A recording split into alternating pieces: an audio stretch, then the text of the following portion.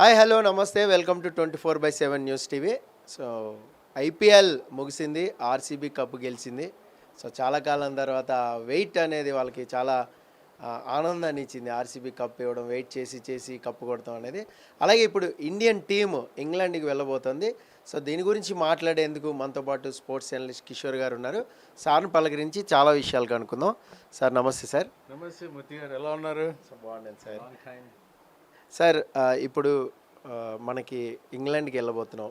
So Gill captaincy అది test క్రికెట్కి work out అవుతుందంటారా? ఎంతవరకు వర్కౌట్ అవుతుంది? వర్కౌట్ అవుతుందా అంటే అతనికి బాధ్యత తప్పు చెప్పారు. You to wait and see. ఉన్న వాళ్ళల్లో తను క్యాపబుల్, ప్రామిసింగ్, ఫ్యూచరిస్టిక్గా తన కెరీర్ ఉండబోతుంది అన్న కాంటెక్స్లో 3 ఫార్మాట్స్లో ఆడే అవకాశాలు ఉన్న player and he has proved himself. మీకు ఇమీడియట్గా క్యాప్టెన్సీ ఇంకెవరికి మీరు అప్పచెప్తారు అంటే బుమ్రా వర్క్లోడ్ మేనేజ్మెంట్ వలన బుమ్రాకి ఇచ్చే అవకాశాలు లేవన్నారు, రూల్ అవుట్. ఎందుకంటే మొత్తం అన్ని మ్యాచ్లు ఆడతాడనేది డౌట్ఫుల్లే బుమ్రా. ఆ లెక్కన నెక్స్ట్ ఇమీడియట్ ఎవరున్నారు మీకు బిట్వీన్ పంత్ అండ్ గిల్? పంత్కి సంబంధించి ఆ సిరీస్ ఆ యాక్సిడెంట్ దాని నుండి బయటపడ్డాడు. బట్ అగైన్ టెస్ట్కి సంబంధించిన యావరేజ్, బెటర్ యావరేజ్ ఉంది పంత్కు. కానీ గిల్ అఫ్లేట్ కనుక గమనిస్తే క్యాప్టెన్సీని రెగ్యులర్గా ఫస్ట్ క్లాస్ క్రికెట్లో అంత రెగ్యులర్గా క్యాప్టెన్సీ చేయలేదు. కానీ తనకున్న ఆ యాటిట్యూడ్ కానీ అప్రోచ్ కానీ it is making him a prospective captain. మీరు ఒకసారి వెనక్కి పోయి చూస్తే మీకు సౌత్ ఆఫ్రికన్ టీంకి సంబంధించి స్మిత్కు క్యాప్టెన్సీ అప్పచెప్పారు, డైరెక్ట్గా కెప్టెన్ అయ్యాడు కదా, అవునా కదా? సో ఒకసారి ఆ బాధ్యత అప్పచెప్తే ఆ బాధ్యతల్ని ఎలా నిర్వర్తిస్తాడు, ఏ రకంగా ఎదుగుతాడు, క్యాప్టెన్సీ తన పర్ఫార్మెన్స్ కూడా ఇంపాక్ట్ చేయట్లేదు అనేది మనం ఐపీఎల్లో కూడా చూసాం. గుజరాత్ టైటాన్స్కు తను ఏ రకంగా ఆడాడు అన్నది. అందుకని ఈ సిరీస్ డెఫినెట్లీ నెక్స్ట్ డబ్ల్యూటీసీ సైకిల్లో చాలా ఇంపార్టెంట్ సిరీస్, లెర్నింగ్ లెసన్స్ ఉంటాయి. బట్ ఒక మంచి టీంను గిల్ లీడ్ చేస్తున్నాడని చెప్పవచ్చు మూర్తి గారు. సార్ ఇప్పుడు మనం టెస్ట్ క్రికెట్, వన్డే అండ్ 2020 ఇది చూసుకున్నట్లయితే 3 ఫార్మాట్లో 3 కెప్టెన్సీ ఇది ఏమైనా వర్కౌట్ అవుద్ది అంటారు? అంటే ఇప్పుడు టెస్ట్కి గిల్ని కెప్టెన్ చేశారు. అలాగే వన్డే క్రికెట్కి వచ్చేసరికి మీకు శ్రేయస్ అయ్యర్ పర్ఫార్మెన్స్ బాగుంది. అలాగే కేఎల్ రాహుల్ సీనియర్ ఉన్నాడు జట్టులో కూడా.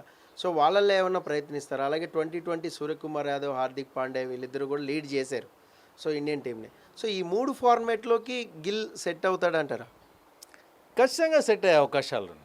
అంటే మీకు T20 కానీ వన్డే ఫార్మాట్లో కూడా మీకు 3-4 ఓపెనర్స్ కనబడుతున్నారు. మిడిల్ ఆర్డర్ కూడా రీసెంట్గా ఒక క్రికెట్ సంబంధించిన ఒక వెబ్సైట్ దాంట్లో ఎక్స్పర్ట్స్ 3 కలిసి ఒక T20 టీం తయారు చేయండి అంటే ఇండియన్ టీంకి సంబంధించి 3 తయారు చేసిన టీమ్స్లో 3 టీమ్స్ స్ట్రాంగ్ కనబడ్డాయి. మీకు ఈ రీసెంట్ ఐపీఎల్ సక్సెస్ చూసినా సరే అన్క్యాప్డ్ ఇండియన్ ప్లేయర్స్ ఎవరైతే, ఇండియన్ బ్యాటర్స్ ఎవరైతే ఉన్నారో they have played really well.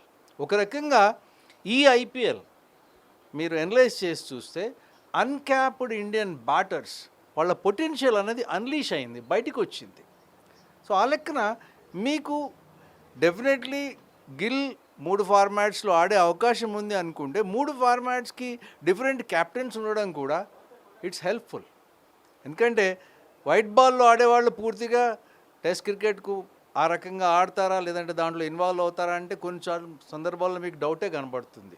Plus seniors కూడా ఫేజ్డ్ మేనర్లో తీసుకుంటే రిటైర్మెంట్స్ తీసుకున్న పద్ధతిని గమనించిన T20కి మరి రోహిత్ శర్మ, విరాట్ కోహ్లీ రిటైర్ అయ్యారు, తీసుకున్నారు దాని నుండి. ఆ తర్వాత then they said they will continue the test, but now they are out of test cricket. One day ఫార్మాట్లో కొనసాగుతారు. సో ఇప్పుడు ప్రస్తుతం ఇండియన్ టీం ఒక ట్రాన్సిషన్ ఫేజ్లో ఉంది. So you need that kind of players. Captaincy కూడా ఆ రకంగా ఉంటేనే ఒకదానికి సంబంధించి ఒకళ్ళ మీద బర్డెన్ అధికంగా పడదు, ప్లస్ వాళ్ళ పర్ఫార్మెన్స్ కూడా ఎవాల్వ్ అయ్యే అవకాశాలు ఉంటాయి. Take the case of Hardik Pandya. Hardik Pandya నిజానికి ఒక దశలో తాను చెప్పిన ఒక మాట ఏంటంటే, నువ్వు ఫిట్ అయ్యావు కదా తిరిగి మళ్ళీ టెస్ట్ టీంలోకి వస్తావా అని. హార్దిక్ పూర్తిగా సెల్ఫ్లెస్గా ఒక మాట చెప్పాడు, నేను ఫిట్ అయ్యా కాబట్టి నేను రాను, ఎందుకంటే ఇంకొకళ్ళ ప్లేస్లో నేను ఆడడం నాకు ఇష్టం లేదు, I don't want to grab somebody's place అన్నాడు. It's a wonderful statement. అందుకని క్రికెటర్స్ సంబంధించి కూడా వాళ్ళ కెరియర్ సంబంధించి వైట్ బాలా, రెడ్ బాలా, ఏ ఫార్మాట్లో కొనసాగాలి అన్న దాని మీద వాళ్ళకు కూడా ఒక స్పష్టమైన అవగాహన ఉంది. సో 3 ఫార్మాట్స్లో ముగ్గురు కెప్టెన్లు ఉండడం అన్నది ఒక రకంగా ఇండియన్ క్రికెట్ మరింత పరిపుష్టమైంది, మరింత స్ట్రెంగ్తన్ అయింది అని చెప్పుకోవడానికి ఒక ఎగ్జాంపుల్గా చెప్పొచ్చు మూర్తి గారు. ఓకే సార్, ఫైనల్గా ఒక క్వశ్చన్. శ్రేయస్ అయ్యర్ ఇండియన్ టీంకి కెప్టెన్ అయ్యే ఛాన్స్ ఉందంటారా ఫ్యూచర్లో? నేనైతే అజిత్ అగార్కర్ సెలెక్షన్ కమిటీలో మెంబర్ని కాదు మూర్తి గారు. అంటే అవకాశాన్ని గురించి చెప్తున్నాను సార్. నేను స్పోర్ట్స్కి సంబంధించినంత వరకు స్పెక్యులేట్ చేసే అవకాశాలు కూడా లేవు. అంటే పంజాబ్ని లీడ్ చేసాడు బాగా శ్రేయస్ అయ్యర్, కెప్టెన్సీ కూడా బాగుంది, ఫైనల్లో ఫీల్డింగ్ ప్లేస్మెంట్స్ కానీ అవి కానీ చాలా వండర్ఫుల్గా వేసాడు. ఆర్సీబీ ఒకనొక దశలో 220 వరకు వెళ్ళిపోద్ది అనుకున్నాం కూడా. సో దాన్ని కట్టడి చేశాడు, కెప్టెన్ కూడా కూల్గా ఉన్నాడు. సో ఏమన్నా వన్డే ఫార్మేట్కి ఏమన్నా అవకాశం ఇస్తారంటారా? శ్రేయస్ అయ్యర్ అయితే తనని తాను ఒక మంచి కెప్టెన్గా ప్రూవ్ చేసుకున్నాడు. సో భవిష్యత్తులో అవకాశాలు ఉంటాయేమో మూర్తి గారు. Okay sir, thank you sir, thank you so much. So ఇది స్పోర్ట్స్ అనలిస్ట్ కిషోర్ గారు చెప్తున్నారు. సో గిల్కి 3 ఫార్మేట్లో కెప్టెన్గా ఫిట్ అయ్యే ఛాన్స్ ఉంది, ఫిట్ అవుతాడు. ఫ్యూచర్ ఇండియన్ క్రికెట్ ఫేస్ అనేది కొంచెం మారుతుంది, ఇంటర్ఫేస్ అవుతుంది. కొంచెం సీనియర్ ప్లేయర్స్ కూడా తప్పుకుంటున్నారు కాబట్టి సో జూనియర్ ప్లేయర్స్కి గట్టిగా అవకాశం ఉంటుంది. అలాగే యంగ్ ప్లేయర్స్కి కూడా టీంలోకి వచ్చే అవకాశం కూడా ఉంటుంది షఫిల్ సిస్టంలో. కొంచెం మరి చూద్దాం ఇండియన్ టీమ్ ఇంగ్లాండ్కి వెళ్ళి ఎలా పర్ఫామ్ చేస్తుంది అనేది. So this is Paritala Murthy signing off. By. Hi friends, thank you for watching this video. ఈ వీడియో కనుక మీకు నచ్చినట్లయితే దయచేసి లైక్ చేయండి, షేర్ చేయండి.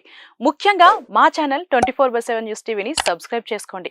ఆ తర్వాత మీ విలువైన అభిప్రాయాల్ని, మార్పులు, చేర్పులు, కావాల్సిన వీడియో ఏమన్నా ఉంటే మన వీడియో కింద కామెంట్ సెక్షన్లో కామెంట్ రూపంలో తెలియజేయండి. నమస్కారం, సాయిదంచిక మాట్లాడుతున్నాను. ప్లీజ్ సబ్స్క్రైబ్, షేర్, లైక్ చేయండి 24/7 టీవీ ఛానల్.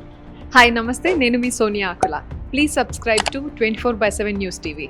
హాయ్ అండి, అందరికీ నమస్తే. నేను Mankota Prasad. Please do subscribe 24/7 news TV. Political, entertainment and infotainment updates కోసం like, share, subscribe 24/7 news TV. Hi friends, thank you for watching this video. ఈ వీడియో కనుక మీకు నచ్చినట్లయితే దయచేసి లైక్ చేయండి, షేర్ చేయండి. ముఖ్యంగా మా ఛానల్ 24/7 న్యూస్ టీవీని సబ్స్క్రైబ్ చేసుకోండి. ఆ తర్వాత మీ విలువైన అభిప్రాయాల్ని, మార్పులు, చేర్పులు, కావాల్సిన వీడియో ఏమన్నా ఉంటే మన వీడియో కింద కామెంట్ సెక్షన్లో కామెంట్ రూపంలో తెలియజేయండి. నమస్కారం, సాయిదంచిక మాట్లాడుతున్నాను. ప్లీజ్ సబ్స్క్రైబ్, షేర్, లైక్ చేయండి 24/7 టీవీ ఛానల్. హాయ్ నమస్తే, నేను మీ Sonia Akula. Please subscribe to 24/7 news TV. Hi అండి, అందరికీ నమస్తే. నేను Mankota Prasad. Please do subscribe 24/7 news TV. Political, entertainment and infotainment updates కోసం like, share, subscribe 24/7 news TV.